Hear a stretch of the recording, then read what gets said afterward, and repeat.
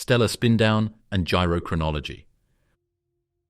When they are young, stars like the Sun spin quickly for a few days at a time. Then they slow down for billions of years. The stop is a wind that is pulled tight.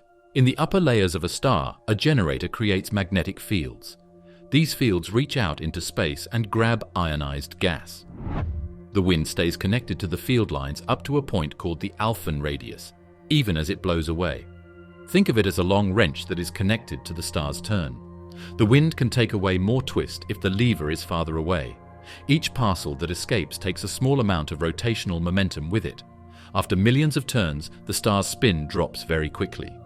For Sun-like stars with deep convective envelopes, the braking follows a simple trend at moderate spin rates. The slower the star gets, the gentler the braking. But the long lever keeps working. In the language of scaling laws, the torque grows steeply with rotation rate in this regime, roughly like the cube of the spin rate. So fast rotators shed angular momentum quickly and converge toward a common slower track. Observationally, clusters tell the story. Young groups like the Pleiades show a mix of whirling stars and more sedate ones. By the age of the Hyades, most Sun-like stars have gathered onto a tight sequence where spin period increases in step with age. Averaged over many stars, the rotation period grows roughly like the square root of time. This is the essence of the classic spin-down rule first highlighted in the 1970s. But there is a catch for the rotators that spin very quickly. The magnetic action saturates. Once the spin rate reaches a certain point, the generator and the corona it heats don't get much stronger. This means that the wind force stops rising sharply with spin. The stop still works, but it doesn't have as much power. In young clusters, this makes two families, a slow rotator branch that is already braking normally, and a fast branch that is stopped in the saturated zone. Even stars that are fully charged move away from that branch after a few 100 million years because they lose enough rotational momentum for the usual steep braking to start up again. A handy way to organize the physics is with the Rossby number, rotation period divided by the convective turnover time. Small Rossby numbers mean rapid rotation compared with the convective churn. These stars are magnetically saturated. Larger Rossby numbers mean slower rotation. These stars obey the steep unsaturated braking. Because the convective timescale depends on mass, two stars with the same period can live in different regimes. Mid-K dwarfs with deep convection saturate at longer periods than F-type stars with shallower convection. Fully convective M dwarfs complicate the picture further. Many keep strong magnetism and can stay active and fast for longer, so their spin-down tracks are offset in both slope and timing. How do we measure all this? Spots and pulses. Star spots carried across the visible face modulate light curves. Repeated patterns map the period. Space missions that watched thousands of stars for years, most famously Kepler, produced catalogues of rotation periods from tiny brightness wiggles. Asteroseismology adds an independent age estimate from stellar oscillations, letting us calibrate spin versus age more securely. With these tools, gyrochronology emerged, the practice of reading a sun-like star's age from its color and rotation period. For the Middle Ages, say a few 100 million to a few billion years, and for masses not too far from solar, the method can reach precision of 10 to 20%, remarkable for a single snapshot. Our own Sun is the poster child for successful braking. Born spinning much faster, it now takes about 26 days to turn at the equator and a bit longer at higher latitudes. A reminder that stars display differential rotation rather than behaving as rigid balls. The solar wind carries away angular momentum continually. The open flux and Alphen lever arm set the current removal rate. Traces of the Sun's past spin survive in meteorite records of early irradiation and in the declining activity cycle as the dynamo slowed. Predictive power across groups is the bigger benefit of spin-down. If you take a star's recorded spin period and color, which shows its mass and by extension its convective timescale, you can figure out how old it is, as long as you use the right regime. Saturated when young, steep braking when middle-aged, and weak braking when old. To calibrate these regimes, we need groups of stars from a wide range of ages, field stars that have been aged by earthquakes, and careful sorting of pairs and planets. The trends are then linked to physics using hydromagnetic wind models. These models connect torque to open magnetic flux and wind speed, which are affected by the dynamo and the star's outer atmosphere. Binary tides, trade spin and orbit.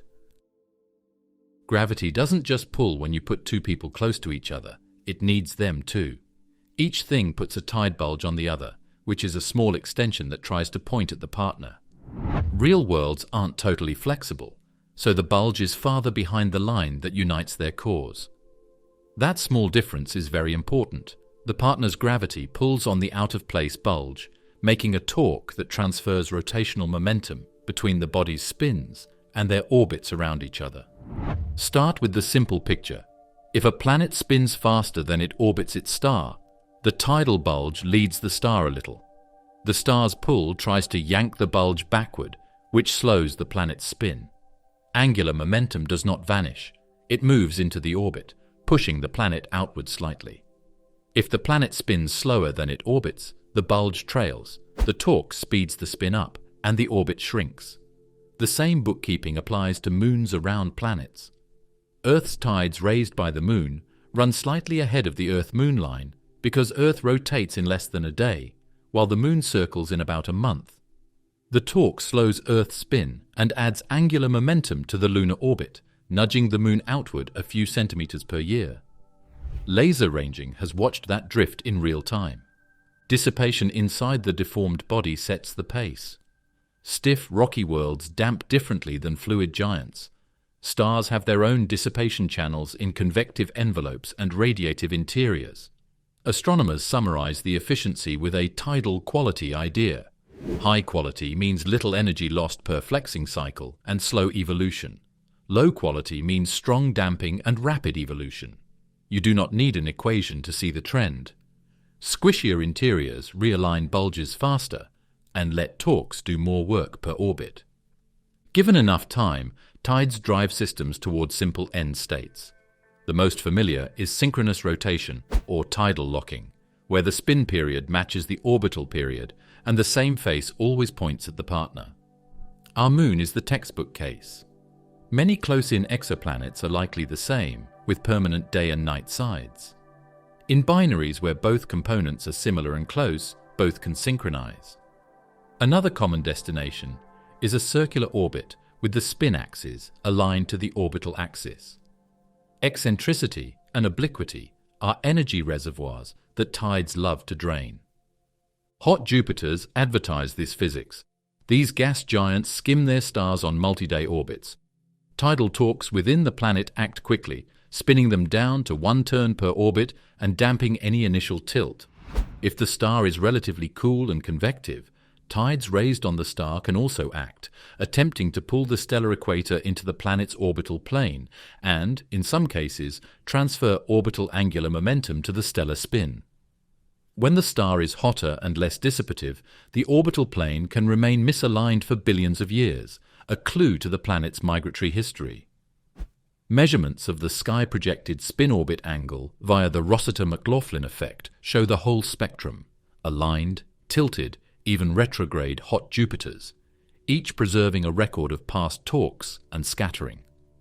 When tides are young, their paths become more circular from the elliptical values that were set when they formed. The spins line up with the short orbits, and the axes of the stars line up. In the future, magnetic breaks or mass loss could throw off the balance. If winds cause a star to spin slower, waves can pull the spin back into place, bringing the two bodies closer together.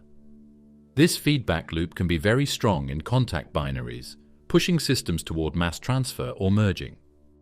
Cataclysmic variables are white dwarfs that are forming by accreting from nearby stars.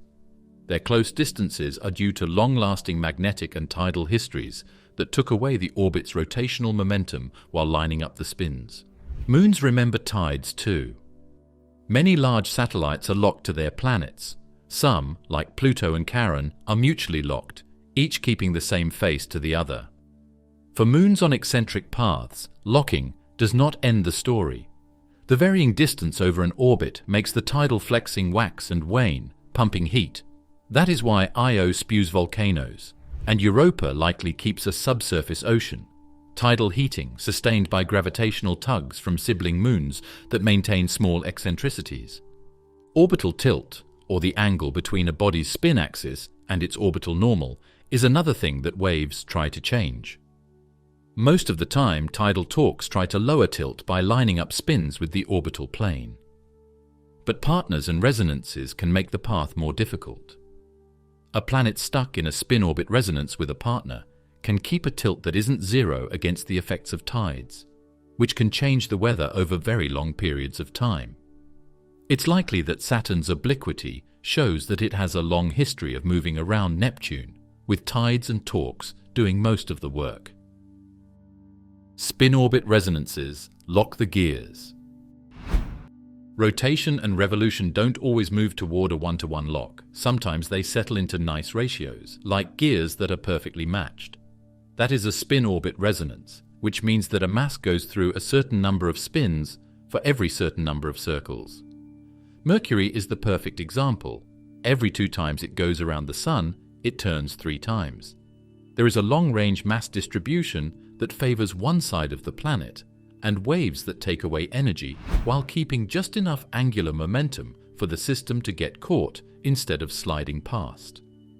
This keeps the ratio fixed. A young planet starts spinning fast. Tidal friction inside the planet saps rotational energy, so the day length grows. As the spin rate sweeps downward, it crosses simple rational ratios with the orbital frequency, such as 2:1, 3:2, 5:2. At each crossing, the star's gravity feels the planet's tiny equatorial bulge and exerts a periodic torque that tries to keep a particular face near the star at the same point in the orbit. If tides are strong enough to damp the small librations but not so strong that the planet races past, the body is captured. Once captured, the torque acts like a detent in a clock gear, holding the ratio steady while residual tides finish circularizing the orbit and trimming the last wobbles. Most of the time, one-to-one locking happens when the orbit is exactly circular and the torque is lower. The resonance is stronger when the circular speed changes around the circle and the path is only slightly oval. Because of this, Mercury's 3:2 works. Its orbit is still really odd. Many close-by exoplanets no longer have eccentricity because of tides, so one-to-one rules. But if you add a friend who keeps the oddness alive, you can get higher-order resonances. Around red dwarfs, super-Earths and sub-Neptunes may hide these kinds of captures, with each ratio leaving its mark on temperature cycles and day-night trends. Moons showcase the variety. Our moon is one-to-one with Earth, the simplest resonance. Hyperactive Io sits in a different kind of rhythm, a chain of orbital resonances with Europa and Ganymede in a 1-2-4 pattern. That chain does not set Io's spin, but it constantly pumps its orbital eccentricity, which feeds tides and keeps Io hot enough for volcanoes. Spin-orbit and orbit-orbit resonances often work together this way. One locks a face, the other stirs the path, and tides mediate the energy flow between them. Rings and small bodies add a laboratory. In Saturn's rings, tiny embedded moons lock ring particles into resonant periods that open gaps and sharpen edges. A shepherd moon can hold a lane clear because every time a particle comes around, the timing of the tug repeats at the same orbital phase, pushing angular momentum in a consistent direction. Around asteroids, irregular shapes and weak gravity allow surprising spin states. As sunlight slowly spins them up through the Yorp effect, they can hop into simple spin-orbit commensurabilities with a moonlet or tumble chaotically until dissipation guides them into a resonance that the shape can support. Resonant states are not perfectly rigid. Bodies librate, rock back and forth around the exact commensurability. The size and period of the libration carry information about the interior and the tidal damping rate. For Mercury, careful radar tracking of the libration amplitude revealed a partly molten core, because a fluid core lets the mantle swing more freely than a solid one would. For exoplanets, analogous diagnostics are harder. But thermal phase curves and eclipse timing variations can hint at resonant forcing and the presence of companions that keep the system near the edge of capture. Planet torques open gaps and migrate. There is no nice way for a young planet to stay in its birth disk.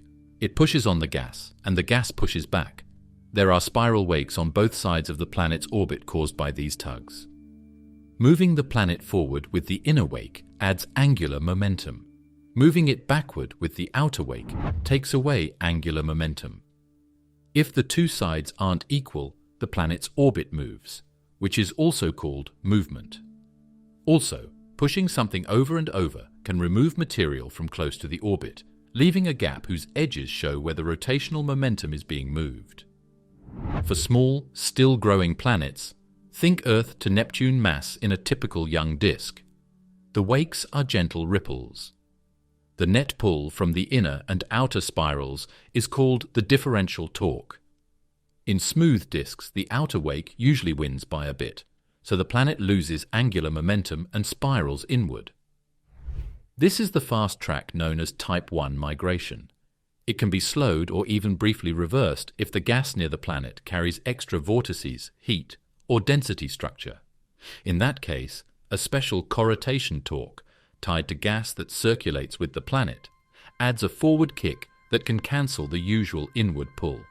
Disk properties: how warm it is, how rapidly it cools, how viscosity stirs it, set which side wins. As a planet grows, its gravity deepens the wakes into shocks and starts to push gas out of its lane. A gap forms when the planet can both kick gas aside faster than viscosity can smear it back, and when the planet's gravitational reach exceeds the disk's vertical thickness. Narrated instead of symbolized, the planet needs to be strong enough and the disk thin and calm enough for the excavation to stick. Once a clean gap exists, the migration regime changes. The planet now moves with the slow viscous creep of the disk itself, Type 2 migration, because it is locked to the ring of gas on either side. If the planet is very massive compared with the local disk, it can even decouple and crawl more slowly than the gas, acting like an anchor that the disk flows around. Disks are not featureless, so migration is rarely a straight fall.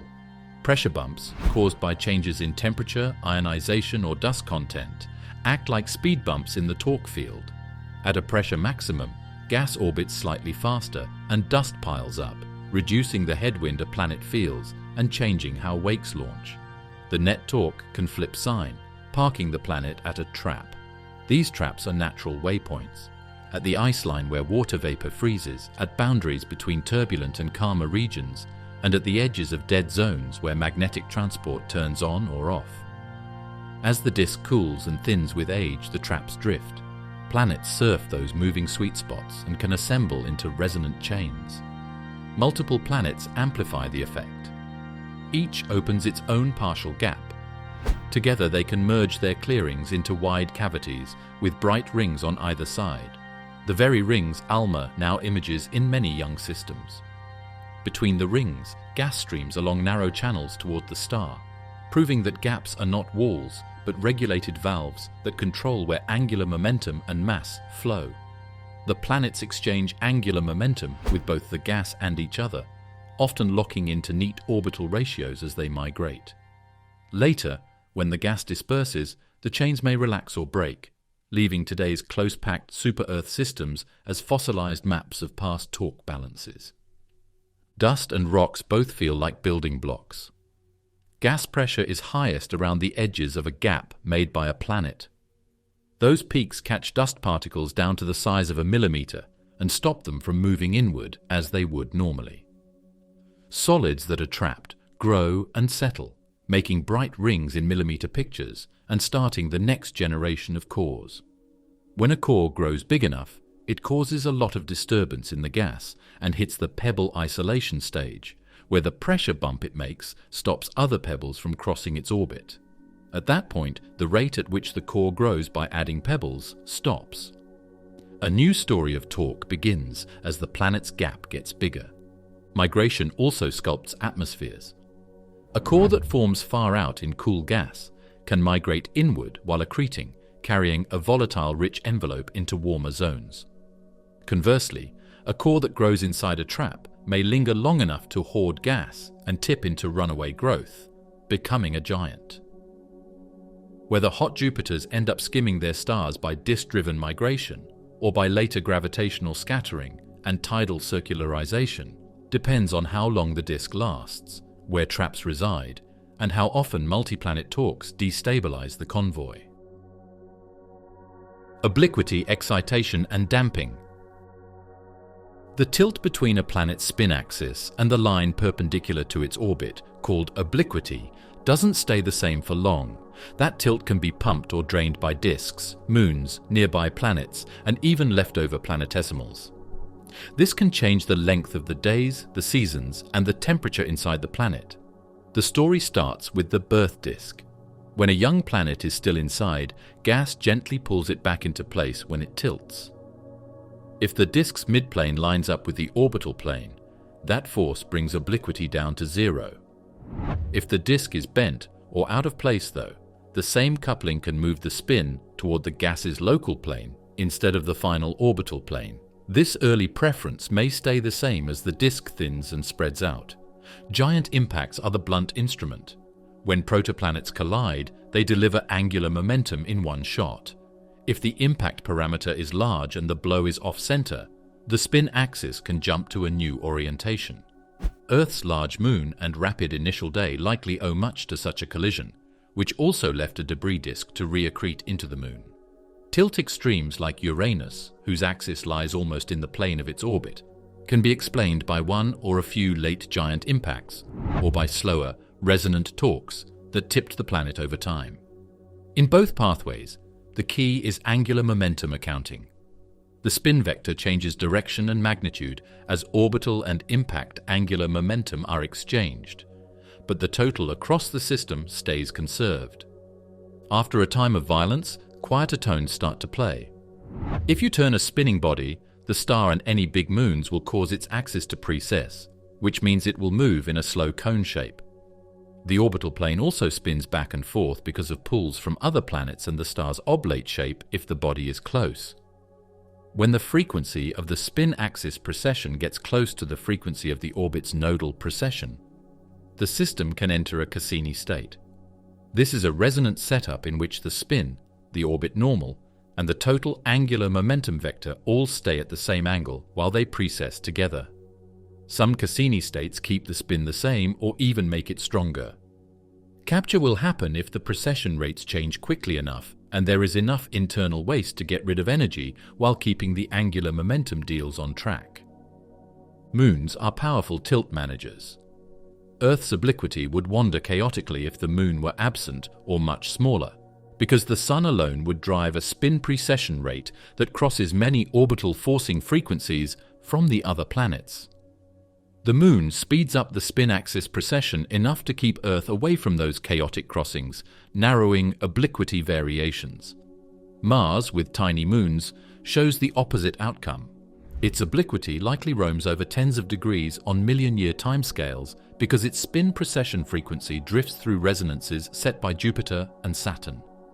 Large moons around exoplanets, if present, would play the same stabilizing role, but most close-in planets probably lack them due to strong tides stripping or preventing long-lived satellites. Tides themselves reshape tilt over time. A body locked into synchronous rotation with significant tilt experiences, time-varying tidal bulges, as the substellar point marches in latitude. The internal friction that damps those bulges converts rotational energy into heat and tends to reduce obliquity. This obliquity tide can be a major heat source. A super-Earth with a few tens of degrees of tilt near a red dwarf could maintain a warm interior long after formation. For hot Jupiters, stellar tides often erase tilt quickly, aligning the spin with the orbit. In contrast, their host stars' spins can remain misaligned for billions of years if the stars are hot and dissipate poorly, leaving a record of past disk tilts or dynamical migration. Secular resonances can also pump tilt without impacts. As giant planets migrate through a young system, They sweep their gravitational forcing frequencies across the inner planet's spin precession rates. If a crossing happens slowly and the damping is modest, an inner planet can be captured and dragged to higher obliquity. Models use this mechanism to explain Saturn's present tilt as the product of resonant coupling with Neptune during outward migration. In miniature, the same logic applies to large moons evolving under a planet's oblateness and tides. Titan's modest tilt and precession reflect Saturn's figure and Titan's interior dissipation. Composition and structure dictate how quickly obliquity evolves. A liquid core, a subsurface ocean, or a thick atmosphere can decouple layers and change the effective moment of inertia and the damping rate. That shifts the spin precession frequency and the chances for resonance capture or escape. Mercury's forced librations, for example, implied a partly molten core, which helps explain its present 3:2 spin state and modest obliquity.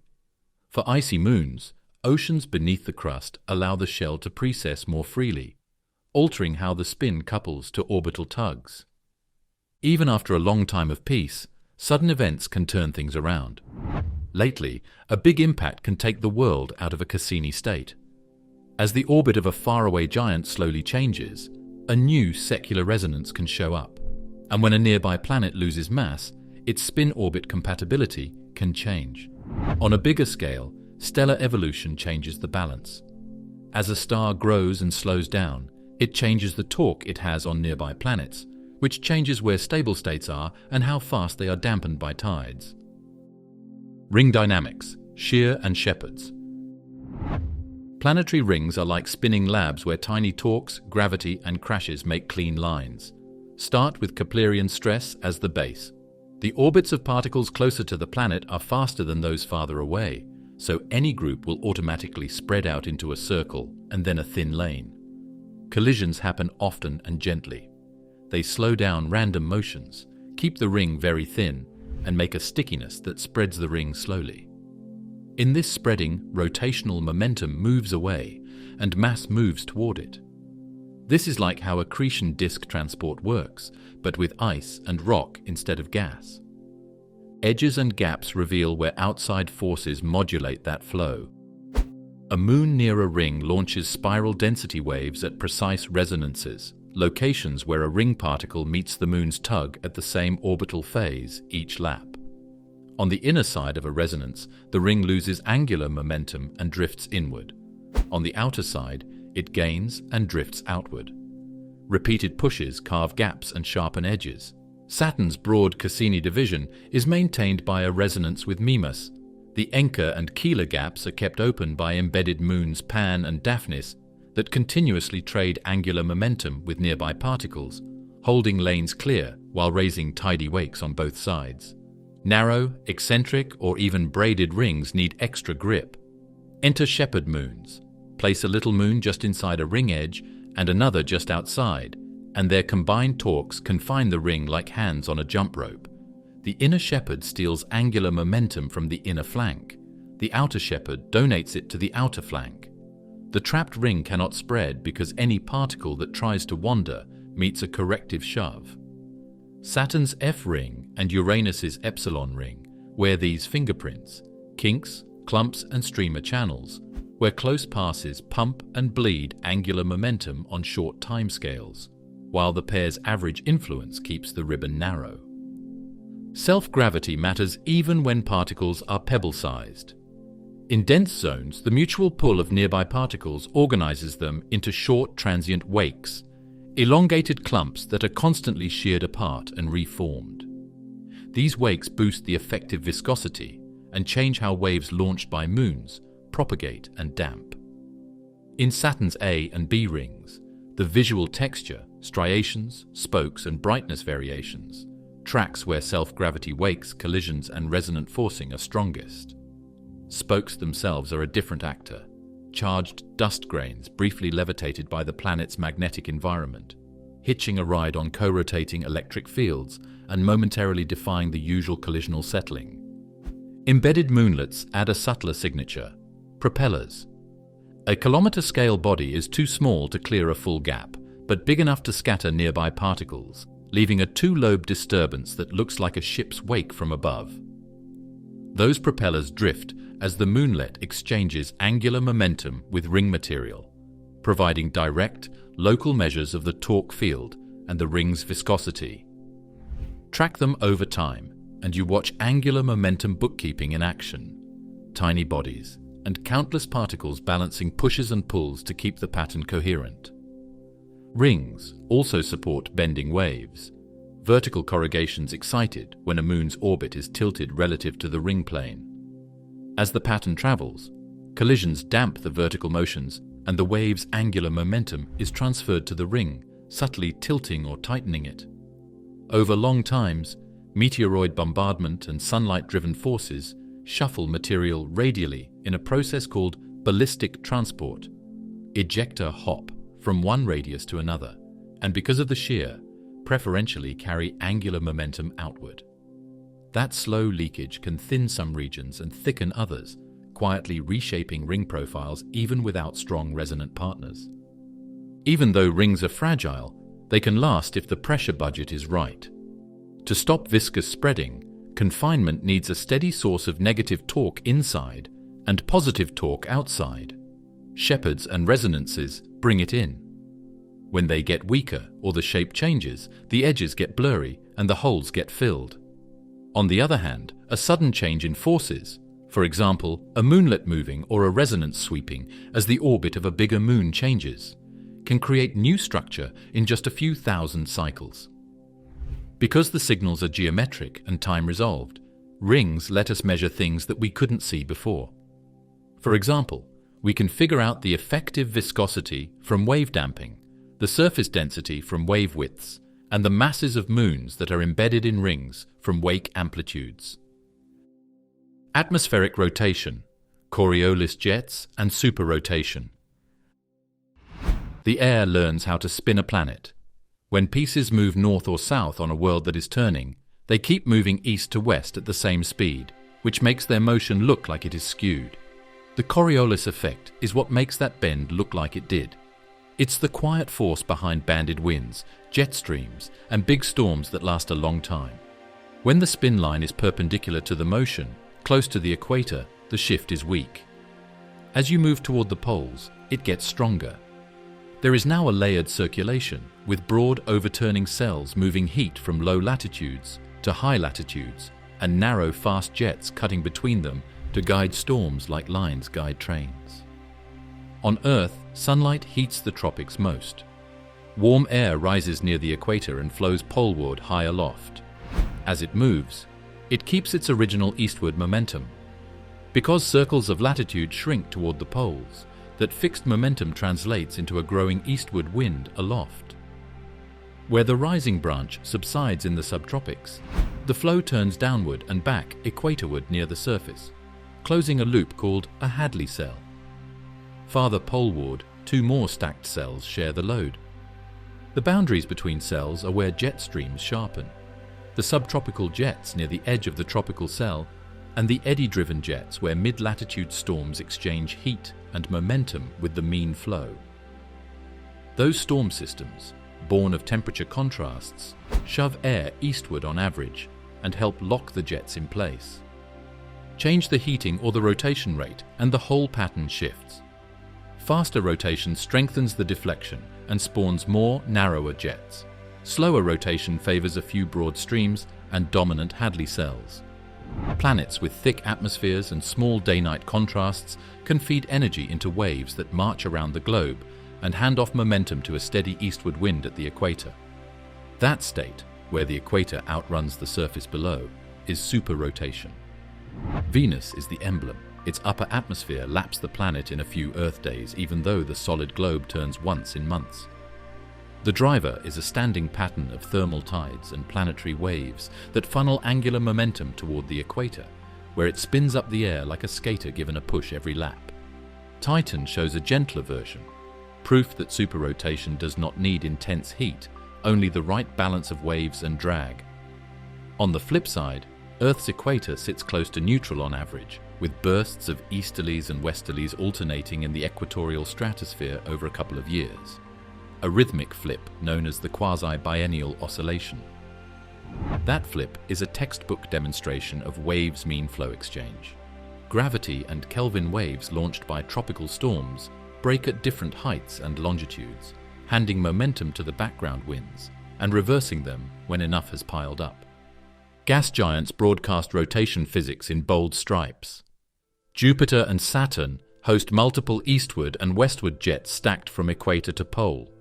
The equators run eastward, super-rotating, because large-scale waves born from day-night and internal heat contrasts pump momentum toward zero latitude. Poleward eddies born of baroclinic instability, deep convection, and shear convert thermal contrasts into organized bands and help maintain long, sharp jets. The Y here follows a simple thread. Where waves and storms converge angular momentum, jets accelerate. Where they remove it, counterjets form. Hot Jupiters make things more exciting.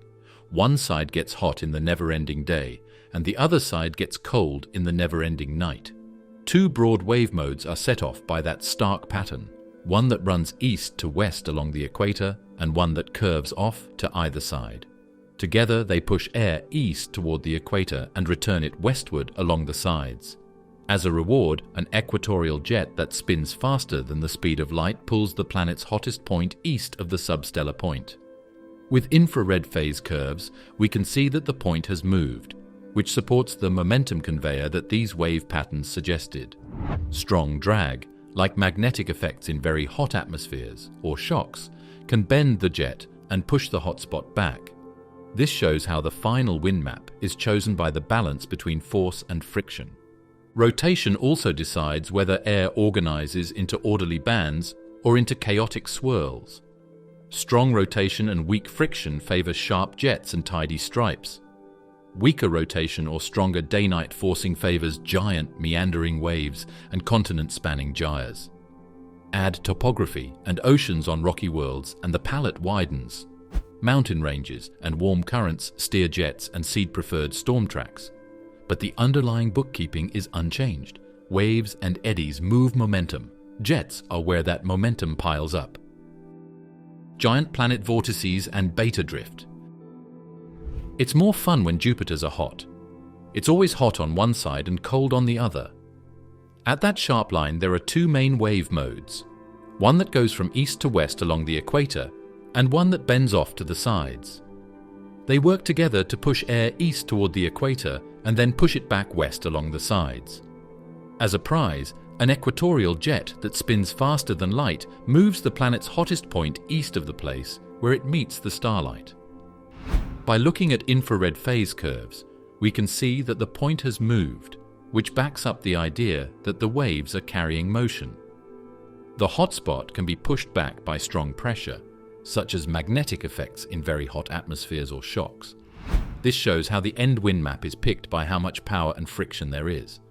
Two ingredients set the stage. First, rotation on a sphere varies with latitude. The farther from the equator you go, the stronger the background planetary vorticity. That gradient, often called the beta effect, makes vortices drift. Anticyclones in the northern hemisphere feel a slow equatorward push on their western flank and a poleward push on their eastern flank. The imbalance nudges the whole vortex poleward, and the reverse in the southern hemisphere. This beta drift is why big anticyclones tend to migrate toward regions where a nearby jet can trap them. Second, turbulence on giant planets cascades upscale. Small eddies merge into larger ones, feeding energy into big, coherent structures instead of tearing them apart. The result is a sprawling traffic of vortices that grow by merger, then settle into lanes between jets. The jets themselves are both fence and fuel. A vortex straddling a shear zone can tap kinetic energy from the background flow. On its upwind side, it slows the jet slightly. On its downwind side, it speeds it up, a pattern of torques that sustains the swirl. At the same time, the jets confine. Between two east-west streams that oppose each other, a vortex is less free to wander north-south and is shielded from disruptive shear. Jupiter's Great Red Spot sits in such a sweet spot, bounded by a faster eastward jet to the north and a westward jet to the south. Those rails shape its oval and help it survive close passes by other storms. Why anticyclones dominate the celebrity list comes down to vertical structure. In stably stratified atmospheres, anticyclones tend to be warm-cored aloft and extend deeper, reducing their tendency to be sheared apart. Cyclones, often cold-cored aloft, are shallower and more easily shredded by vertical wind shear. The Great Red Spot, for example, bulges upward, lifting clouds and producing a distinct color and thermal signature. Its depth gives it a moment of inertia and an energy reservoir that buffers it against erosion by ambient turbulence. Even so, giants change with time. The Great Red Spot has slowly shrunk over the last century, its long axis drawing in as interactions with nearby eddies nibble at its edges. The shrinkage is not a death sentence. It reflects a balance changing between energy input from the jets and losses to surrounding turbulence and filament shedding. When smaller anticyclones merge with it, the spot can brighten and re-expand. When strong shear peels off material, it can dim and contract. Neptune's dark vortices are more transient because their jets and temperature structure differ. The balance that favors long-lived anticyclones on Jupiter is not as forgiving there, so spots form, migrate, and dissolve on timescales of years. At its north pole, Saturn adds a geometric touch, the hexagon. A standing wave riding a fast jet makes what looks like a solid wall. This is an example of how rotation can organize flow into polygonal shapes when the jet's speed and the background vorticity gradient are just right. The corners are where the wave gets steeper and the shear gets stronger. The whole figure moves slowly back and forth because the jet keeps feeding it. Fleets of smaller vortices pack into circumpolar rings around both poles. These rings push against each other through mutual advection and trade rotational momentum with the mean flow. The Rhine scale is a good way to measure all of this because it shows the size at which the inverse energy cascade meets the beta effect and is pushed away into jets. Below that scale, turbulence combines small swirls into bigger ones. Above that scale, the merged stops and energy form zonal bands. It looks like the jet widths and largest vortices on Jupiter and Saturn are close to this shift. This shows that the architecture is set by the fight between upscale merger and planetary vorticity. The Yorp effect, sunlight as a torque. Even though space is very quiet, sunshine can still do work. Asteroids that are small and uneven take in energy from the sun and send it back out as heat. The photons that are sent out carry away rotational momentum. If the shape of the asteroid isn't even, the tiny pushes from all those photons don't balance each other out completely. It takes thousands or millions of cycles for the unbalance to become a steady torque. The Yorp effect is that small continuous spin-up or spin-down. Yorp stands for Yarkovsky, O'Keefe, Radzievsky, and Padak, the four researchers who figured out how sunlight can bend stone. Consider a bumpy rock that is a few hundred meters across and is turning in the sun. One side gets warmer during the day and cooler at night. The hills, craters, and rocks on that side send heat in different directions. Every infrared photon that leaves the surface is like a tiny kick in the back. The pushes aren't very strong on their own, but there are trillions of them every second, and math is important. If a feature is tilted toward the sun, it sends most of its energy backwards. If it is tilted at a different angle, it might send heat sideways. The asteroid's form or orientation may cause more of its surface to point in one direction than the other. This creates a net recoil that, based on the direction of its spin axis, speeds up or slows down the spin. For small asteroids, this radiative torque can rival or exceed all other forces acting on rotation. Because torque accumulates linearly with time, while angular momentum changes gradually, even a micronewton of push can change a spin period by minutes over 1 million years. Observations confirm it. Photometric monitoring of near-Earth asteroids such as 54509, Yorp and Bennu shows rotation periods shortening measurably within a human decade, proof that sunlight alone is turning them faster. Some bodies experience the opposite, slowing as geometry and spin axis conspire for a negative torque. The consequences reach far beyond a change of day length. Spin up an asteroid enough and centrifugal force starts to compete with gravity. Rubble pile asteroids, loose aggregates held together mostly by self-gravity, begin to shed mass at their equators when the rotation period drops below about 2 hours. Pebbles and boulders can drift off to form satellite systems or rings, explaining why many small asteroids come in pairs. If cohesion between grains is stronger, the object may distort into a flattened top shape, like Ryugu and Bennu, whose broad equatorial ridges are believed to be Yorp artifacts. Material migrates outward under increasing spin until it piles at the equator. The Yorp effect has relatives. The simpler Yarkovsky effect acts on orbital motion rather than spin. The same thermal recoil pushes an asteroid's path inward or outward depending on rotation sense. Together, Yarkovsky and Yorp act as a coupled system. Change the spin, you change the orbital drift rate. Shift the orbit, you alter how sunlight strikes, feeding back into the torque. For very small fragments, the combination can scatter families of asteroids across the main belt or into near-Earth space over tens of millions of years. Shape evolution ties the loop. As Yorp modifies spin, centrifugal reshaping and landslides alter the surface geometry that set the torque in the first place. That feedback can flip the sign of the effect, leading to self-limiting cycles. Spin up, reshape, spin down, repeat. When the rotation direction reverses, the torque switches sense, creating long secular oscillations of spin rate and obliquity. Numerical models show that an asteroid's spin axis can wander chaotically through space, exploring every orientation over eons as sunlight keeps applying its tiny persistent twists. Size decides who listens. Large asteroids, kilometers wide, have enough gravity and inertia to shrug off Yorp torques. Thermal emission is nearly symmetric over their smoother surfaces. But for meter to 100-meter class bodies, Yorp dominates rotational evolution. Even meteoroids can be spun to break up speed before they ever reach Earth's atmosphere, fragmenting into showers that reflect their past light-driven history. In essence, sunlight is the small body universe's slow-motion sculptor. Gravitational encounters and tidal captures. Even though space may seem empty, circles are always crossing, masses are pulling, and rotational momentum is always being traded.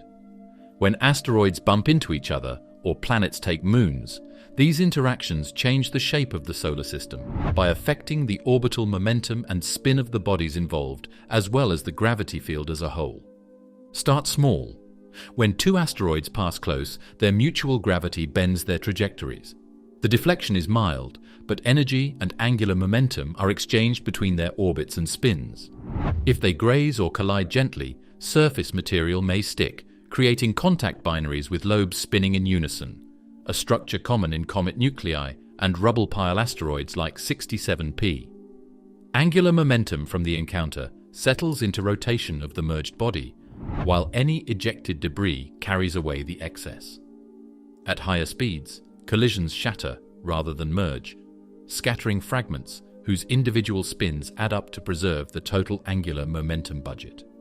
The irregular spins we see among small asteroids are fossils of such past trades. On larger scales, gravitational flybys can alter whole orbits. Picture an asteroid passing a planet. To an observer fixed on the planet, the path bends. To the Sun, the asteroid gains or loses orbital energy and angular momentum, depending on whether it passes ahead of or behind the moving planet. This gravitational assist, or slingshot effect, is a pure momentum exchange. The planet's enormous mass barely feels the difference, but its orbital energy changes imperceptibly in the opposite direction.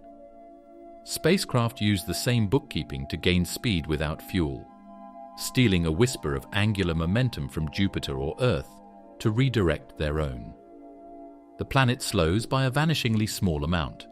The probe's trajectory changes dramatically. Encounters between moons and planets can go further. If a small body lingers long enough inside a planet's sphere of influence, tides can act, dissipating orbital energy as heat within the smaller object and trapping it as a satellite. This is tidal capture. Jupiter's irregular moons, distant and tilted, may be relics of such events. Asteroids slowed by gas drag or tidal friction in the planet's extended atmosphere early in solar system history. The energy loss needed for capture is modest compared with the total angular momentum exchanged, so the final orbit carries most of the initial encounter's spin budget reshuffled into new forms: orbital tilt, eccentricity, and rotation of the captured body. Binary systems tell the same story in miniature.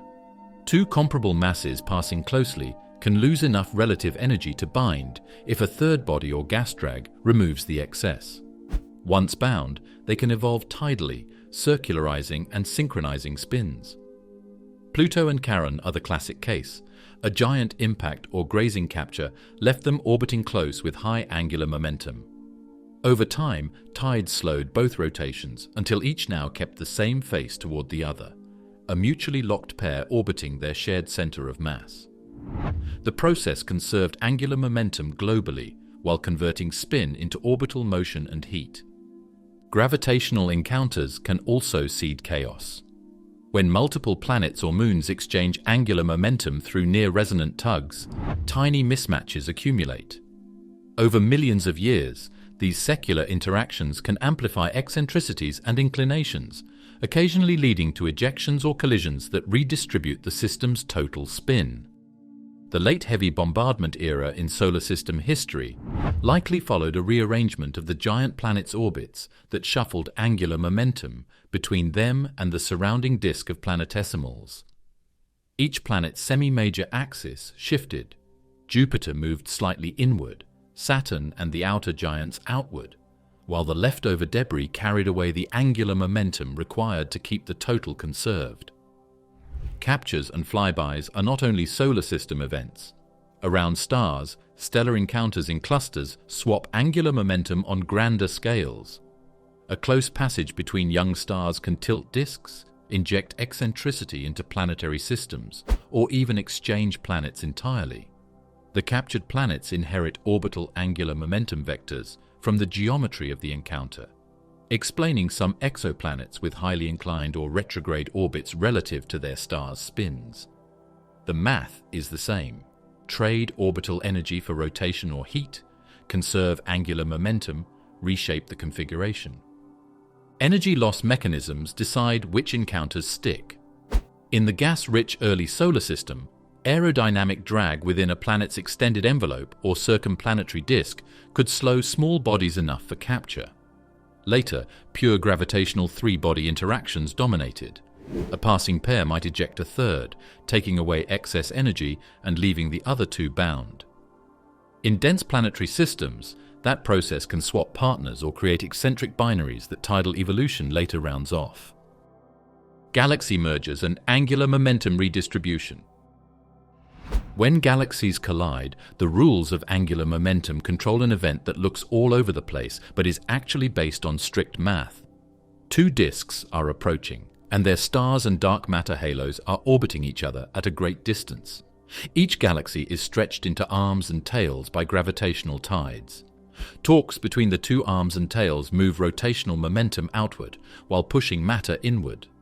What starts out as a beautiful rotation of two spirals can end up as a single, more spheroidal system whose stars no longer spin in the same direction. The original ordered rotation has been traded for orbital motion, random speeds, and long strands thrown into space. The first act is the encounter at large separation.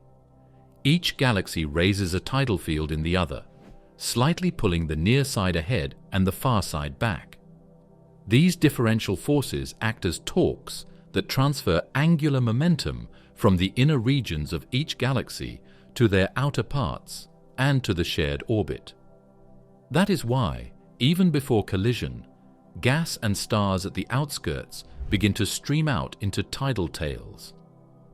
These tails are the angular momentum reservoirs of the merger, containing material spun up and flung away so the cores can spiral together.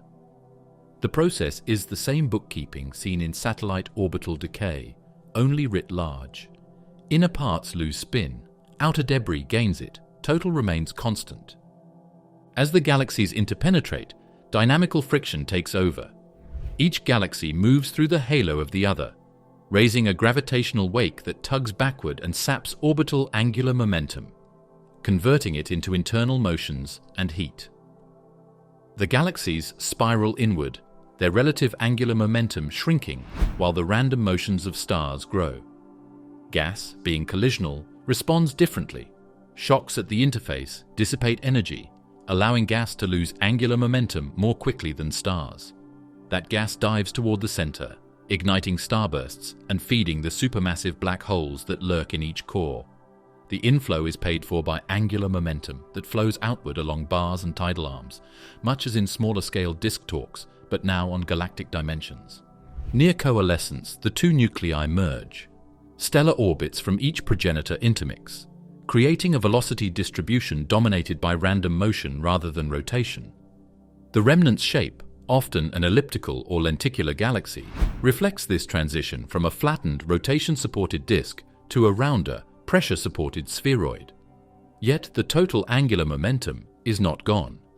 It resides partly in the extended halo, partly in the long tidal tails, and partly in the spin of newly formed structures like polar rings or counter-rotating cores. Observations of nearby mergers, such as the antennae galaxies, show these streams of stars and gas stretching hundreds of thousands of light-years, each strand an arc of exported angular momentum. Feedback from central activity adds another redistribution channel.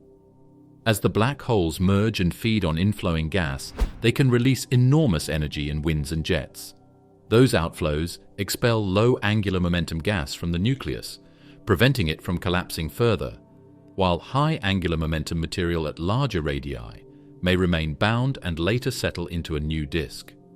The net result is a remnant that preserves the total spin, but reshuffles which components hold it. Stars and dark matter carrying most, gas and black holes carrying less. If enough gas survives or reaccretes from the environment, it can cool and form a fresh rotating disk atop the older spheroid, restoring partial order to the remnant's angular momentum distribution. Angular momentum alignment also changes. Before merging, each galaxy's spin vector points in some direction relative to the orbital plane.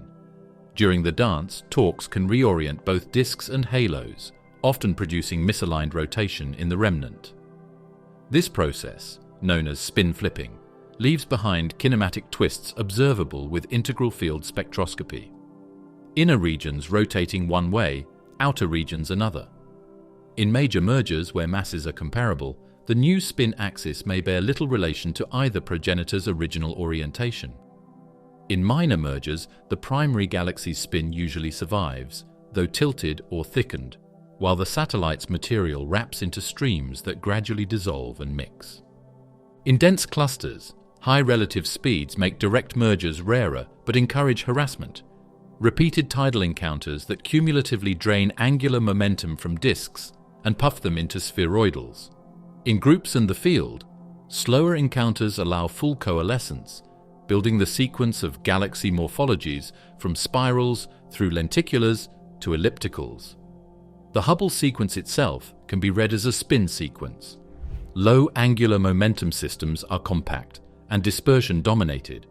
High angular momentum ones are extended and disk dominated.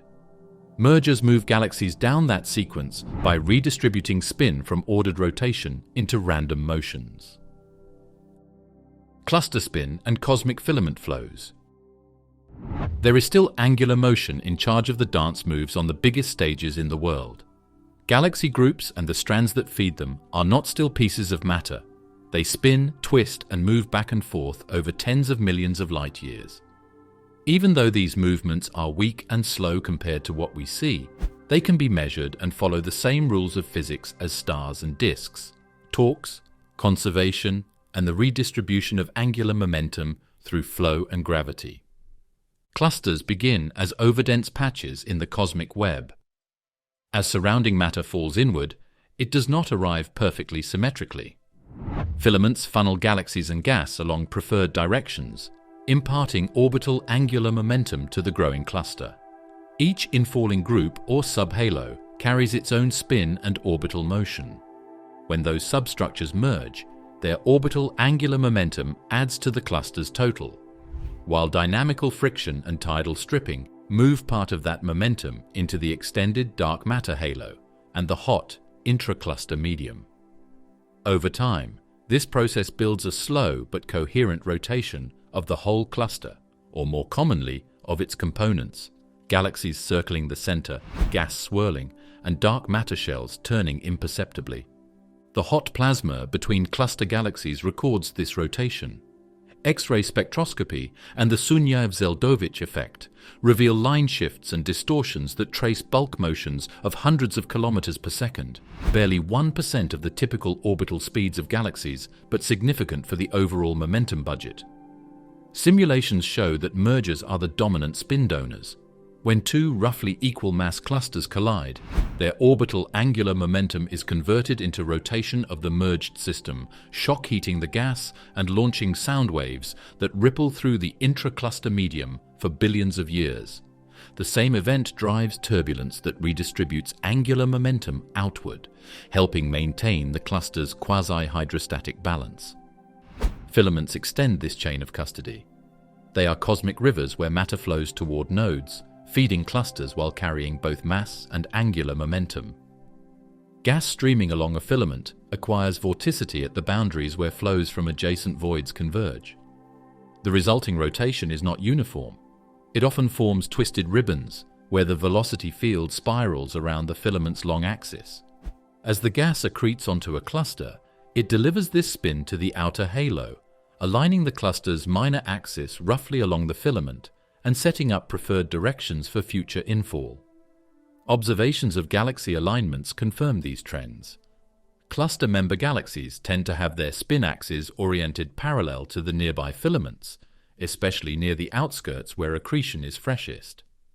Inside clusters, substructures continue the redistribution. Satellite galaxies orbit in elongated, often polar patterns inherited from their entry filaments. Tidal torques from the cluster potential and interactions among satellites exchange angular momentum, gradually isotropizing the distribution but leaving subtle statistical alignments. Over long times, the orbital angular momentum of satellites that merge with the central galaxy spins up the central's halo and can tilt its rotation axis. Brightest cluster galaxies often show minor axis rotation or kinematically decoupled cores, relics of these cumulative torque histories. Simulations of dark matter provide the mathematical background. The dimensionless spin parameter of cluster-sized halos is close to the few percent value found in galaxies. This shows that tidal torques can only create rotational momentum at the same level of efficiency at all scales. What's different is how the spin is split up. In galaxies, it's mostly in the baryons, while in clusters, it's in the dark ring and the slow movement of hot gas. The inner core doesn't rotate much because it's influenced by random galaxy motions. On the other hand, the edges have a gentle spin that lines up with the filament network around them. To put it another way, angular momentum moves from the straight lines of early structure creation to the wavy lines of groups that have come together without ever leaving the ledger. Does the universe itself spin? It seems like a silly question, but what if the world as a whole spins together with everything else? It's not a new idea. Since the early 1900s, scientists have wondered if the universe has a net rotational momentum, which would mean that spacetime itself is rotating around a center. If it did, galaxies might all have a favorite axis. The cosmic microwave background would show a faint swirl, and the idea that there is no absolute direction would have to be rethought. So far, every exact observation has shown that there is no visible spin. However, the search shows how deeply spinning is built into the structure of cosmic law. Start with general relativity to picture a world that spins. Einstein's equations can be solved in situations where space-time is completely wavy. The most well-known is the Gödel universe, a model from 1949 in which time loops and matter spins around the universe.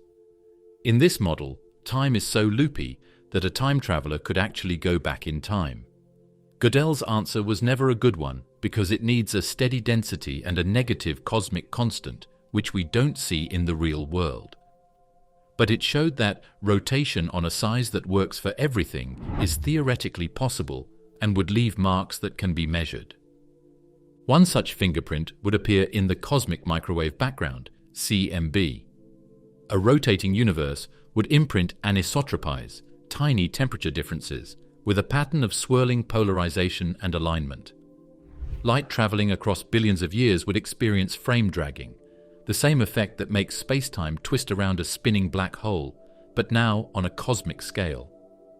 The rotation would mix E-mode and B-mode polarization, giving the microwave sky a preferred direction. Measurements from Kobe, WMAP and Planck have searched for this twist. The limits are tight. Any global rotation must be less than 1/10,000,000th of the Hubble expansion rate. In plain words, if the universe spins at all, it does so more slowly than one turn over the entire age of cosmic expansion. The galaxies themselves are the subject of another test. There would be a random bias in the angular momenta of galaxies if the universe had a net spin. When projected onto the sky, there would be more right-handed spirals than left-handed spirals, or big areas would be lined up in a way that makes sense. Millions of galaxies have been checked by surveys like the Sloan Digital Sky Survey and DESI for this kind of symmetry failure. So far, the results don't show a clear global choice.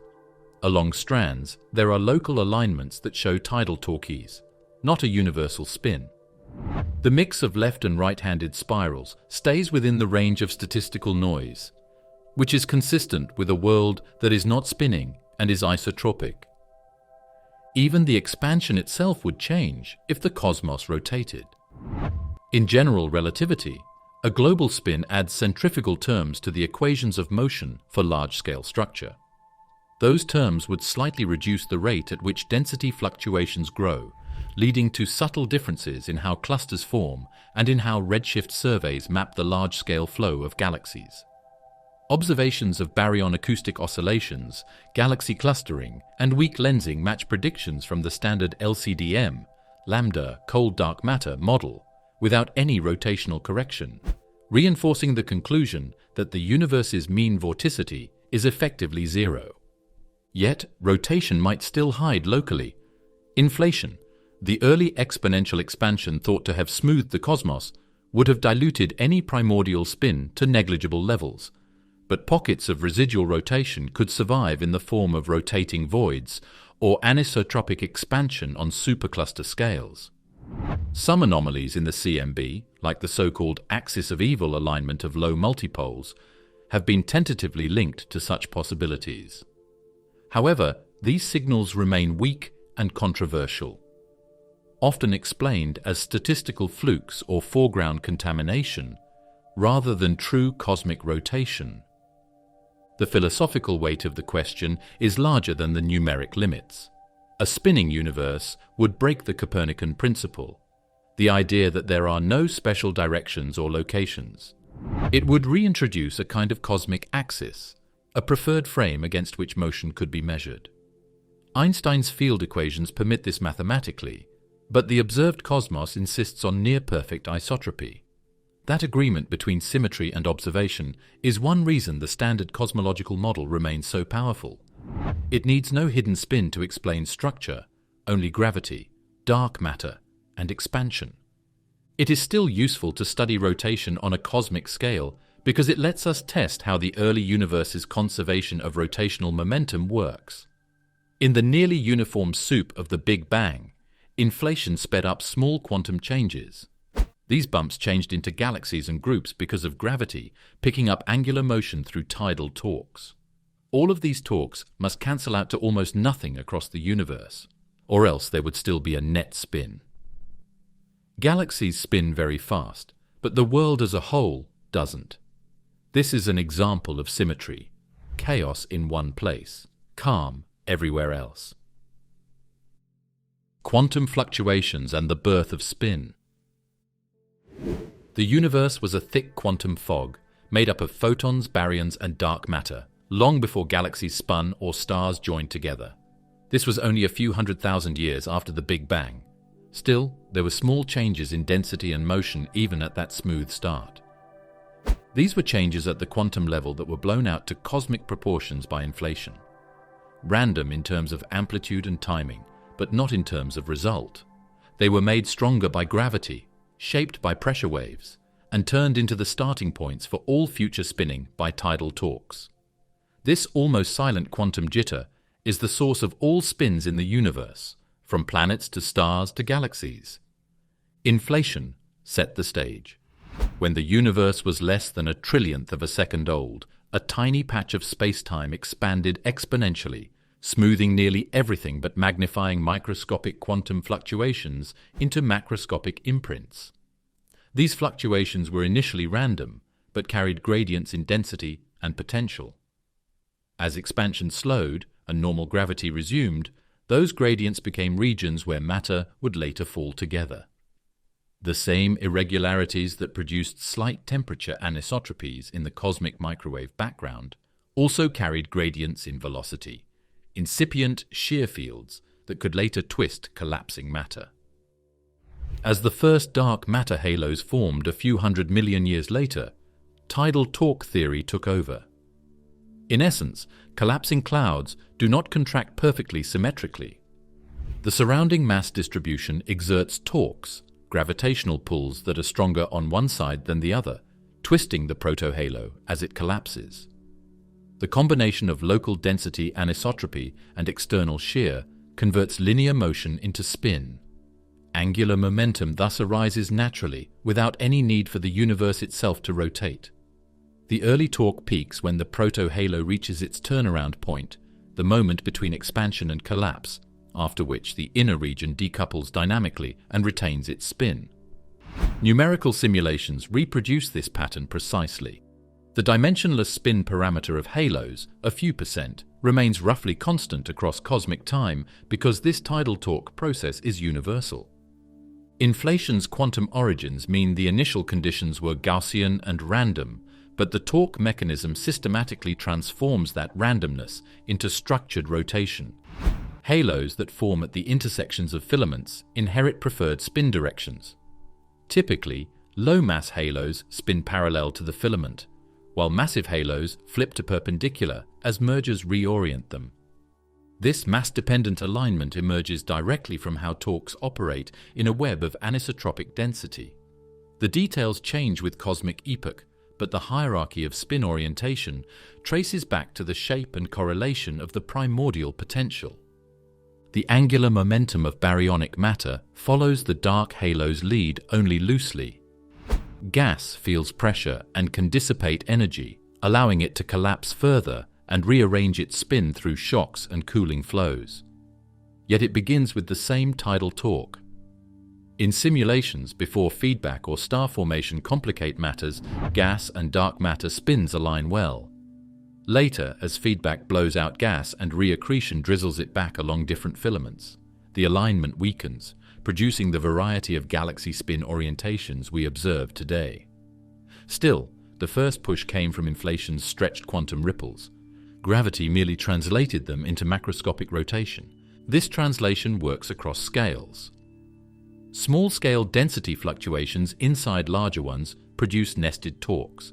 Subhalos acquire their own angular momentum within the bigger halo's tidal field, just as planets later gain spin within disks shaped by stellar gravity. The conservation law runs unbroken from quantum uncertainty to celestial mechanics. Each level of structure inherits, modifies, and redistributes angular momentum, but the net remains balanced. That balance is what keeps the universe isotropic on average, despite the riot of local rotation. We can even measure the echoes of those first torques. The early tidal field shape can be seen in the way galaxy spins are related on megaparsec scales. These are called intrinsic alignments. They are used to check the idea of tidal torque, but weak lensing studies are also used to measure cosmic shear. The relationship between the strength of the alignment and the mass and redshift is in line with what was predicted from the initial condition data. By drawing a map of where galaxies point, we can read a picture of the quantum changes that filled the universe when it was young. Inflation itself may have seeded not only density variations, but vorticity in subtle ways. If quantum fields during inflation included vector components or topological defects, they could have introduced tiny rotational perturbations in spacetime. Most of these would have been inflated away, leaving only scalar, density, and tensor, gravitational wave modes. Yet some models predict trace rotational correlations at extremely large scales, minute anisotropies that future CMB polarization measurements might still detect. These would be direct signatures of how early quantum fields could store and later distribute angular momentum across cosmic volumes. Expansion dilutes spin over time. The room between all the structures in the universe keeps getting bigger. The quiet force that opposes spin is cosmic expansion. It doesn't take away rotational momentum, but it spreads it out more. It gets harder for gravity to join faraway spins as the universe gets bigger, because the lengths between spinning systems get bigger and the density of matter drops. The slow, inevitable cooling of cosmic motion means that galaxies and clusters will keep moving, but the big swirl of the early universe will lose its power as it expands, becoming less important compared to the vast calm. Start with an easy illustration to see why. Envision an area of space that is full of matter that is growing with the Hubble flow, while individual clumps inside it spin. The rotational momentum of each clump stays the same, but as the scale factor goes up, its moment of inertia goes up. Rotational kinetic energy is equal to the square of the angular motion, so as the system spreads, that energy decreases. For things that aren't held in place by gravity, the spin freezes, the rotational momentum stays the same, but as the radius grows, the spinning rate slows down. It's like a cosmic stop, but it doesn't work because of friction. It works because of mathematics. Bound structures like galaxies and clusters decouple from the Hubble flow once gravity overcomes expansion locally. Inside those domains, the internal spin remains intact. But the reservoir of angular momentum available to new structures keeps shrinking as expansion dilutes matter density and weakens tidal torques. In the early universe, dense regions could tug on each other strongly, twisting as they collapsed. Now, the mean density is more than 1,000 times lower than it was when galaxies first formed, and the cosmic web has stretched far beyond the range where new significant torques can arise. Angular momentum production has nearly ceased. What exists today is a fossil of those ancient exchanges. Dark energy accelerates this isolation. As the universe's expansion speeds up, regions separated by more than a few billion light-years recede faster than gravitational influence can propagate. Their causal connection breaks, locking in the angular momentum of each cluster and galaxy as a permanent local value. Within these island universes, rotation continues, but between them, there is no further exchange, no new torque, no new alignment, no new collective spin. Expansion has frozen the angular momentum ledger. Everything still balances, but the pages are sealed. This dilution can be expressed in simpler physical terms. In a homogeneous expanding universe, the mean rotational energy density scales down roughly as the inverse cube of the scale factor, just like mass density. But the kinetic contribution to the total energy budget falls even faster because cosmic rotation doesn't grow with time. Compare that to radiation energy density, which falls as the fourth power of the scale factor, or dark energy, which stays constant. Over billions of years, the relative importance of rotation in the cosmic energy inventory has gone from potentially measurable at the dawn of structure to utterly negligible today. Even if the early universe had carried a trace of vorticity, expansion would have stretched it away. For the systems that remain bound, expansion's dilution shows up as evolutionary quiet.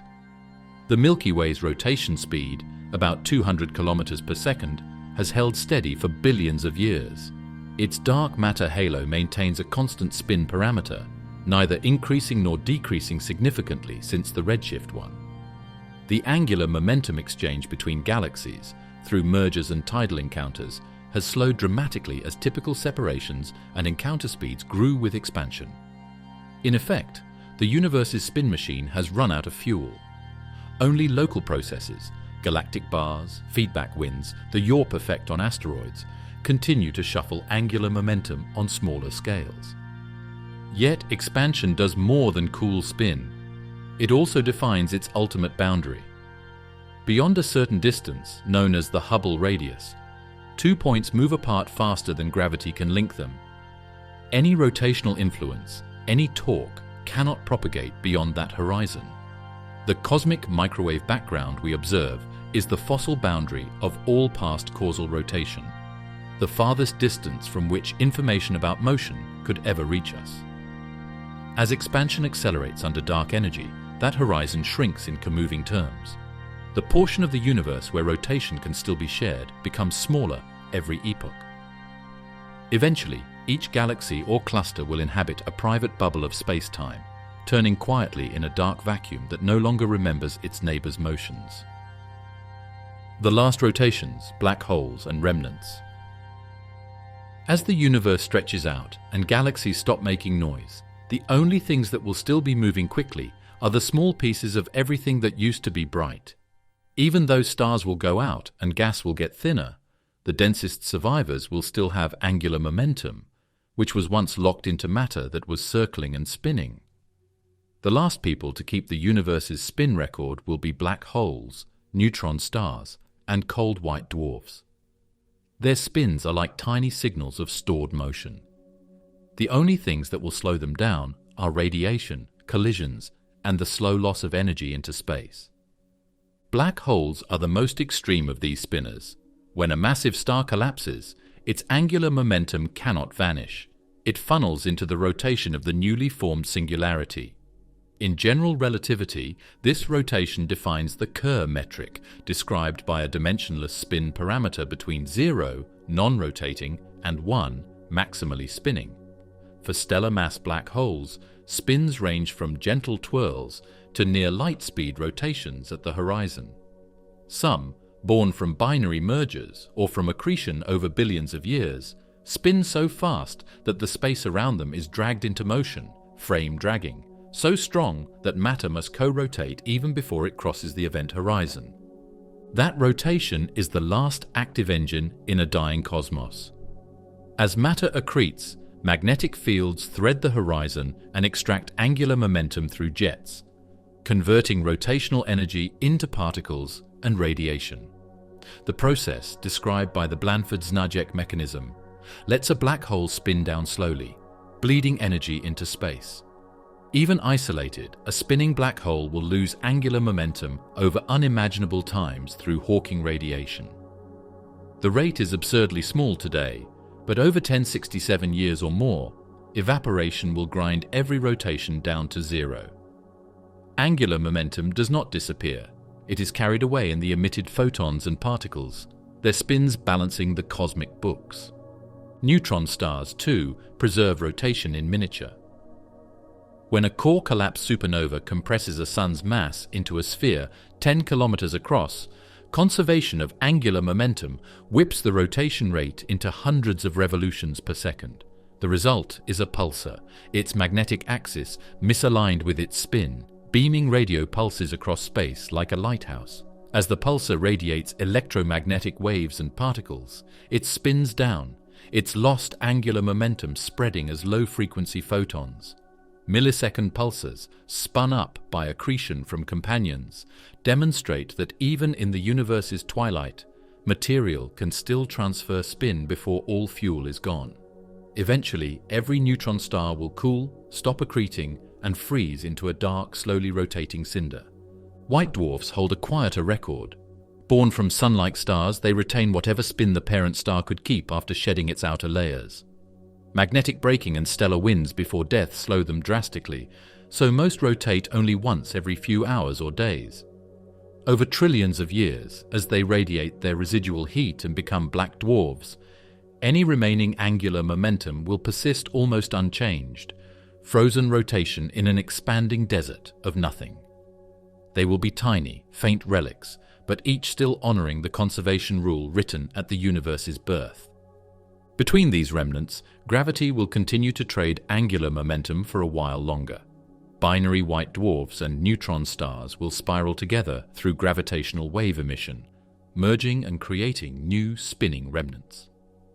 Each merger radiates a pulse of gravitational waves carrying away orbital angular momentum in precise balance with what the final object retains. Even when no light remains, these ripples ensure the ledger closes perfectly.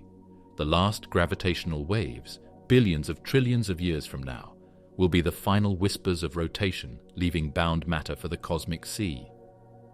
As cosmic expansion accelerates, each remnant will become marooned in its own island universe.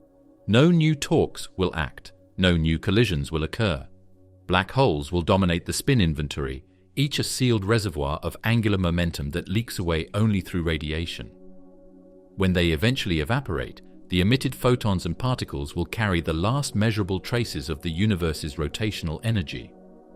Angular momentum will still exist, distributed in the spins of elementary particles and in the quantum polarization of radiation, but no macroscopic body will turn. The return of spin, quantum seeds of renewal. At that point, when all the black holes are gone and all the big rotations stop, angular momentum might finally seem to be over. But the quantum vacuum, which is the state of space-time with the least amount of energy, is always changing. Even when there is no light at all, quantum fields move, making pairs of virtual particles that appear and disappear. Those changes have spin to them.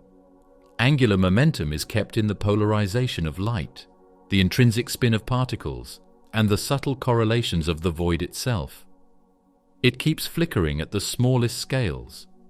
In a way, the same randomness that made the first things in the world could start the cycle all over again. In the far future, space-time will be almost empty, stretched beyond comprehension by dark energy. Temperatures will hover infinitesimally above absolute zero. Yet vacuum energy will persist, a sea of zero-point motion where particles and antiparticles appear briefly, exchange energy, and vanish. Quantum mechanics forbids absolute stillness. Even the vacuum has uncertainty in its fields, which means motion, and motion implies angular momentum. This restless baseline is the last echo of all that ever spun. If the universe continues its accelerated expansion indefinitely, these fluctuations will remain virtual, too sparse and weak to create anything new. But if dark energy ever decays or changes state, the balance could tip. A fluctuation might trigger a phase transition, a tiny patch where the vacuum's energy density drops and expansion slows. Within that patch, conditions could mimic the earliest moments after the Big Bang.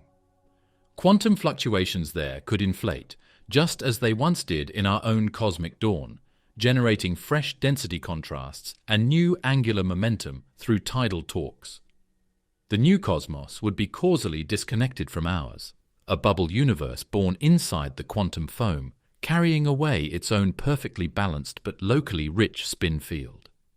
Even without a full rebirth, the quantum remnants of spin never vanish. Every photon emitted during the last black hole evaporations carries polarization, a form of angular momentum. Those photons will stretch to wavelengths larger than entire galaxies as space expands, but their polarization remains, frozen into the fabric of the vacuum. Statistically, the directions will cancel. Collectively, they still sum to the same near-zero total set at the Big Bang. The angular momentum ledger remains intact, written now in the subtlest possible ink. Quantum correlations that no future observer could measure, but that still obey the rule of conservation to the final decimal. Some cosmological models suggest the end of expansion might not be eternal at all. In cyclic or bounce cosmologies, the universe expands, cools, and eventually contracts. If that contraction ever begins, the conserved angular momentum of all matter and radiation would amplify as densities rise. Spins that were once frozen by expansion would couple again. Rotations would quicken as scales shrink. In the next bounce, turbulence could return, and torques between collapsing regions could seed new structures. The angular momentum born from the last universe's slow-dying motions could become the raw input for the next. Quantum gravity theories go even further.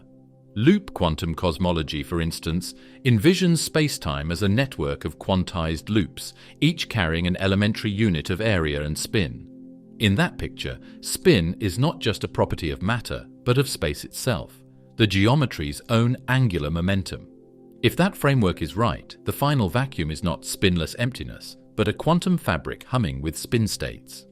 Those microscopic degrees of freedom could store the angular momentum of everything that ever existed, ensuring that when a new expansion begins, it inherits exactly the amount needed to conserve the total across cycles. It's just a guess, but the thought ends a poetic loop.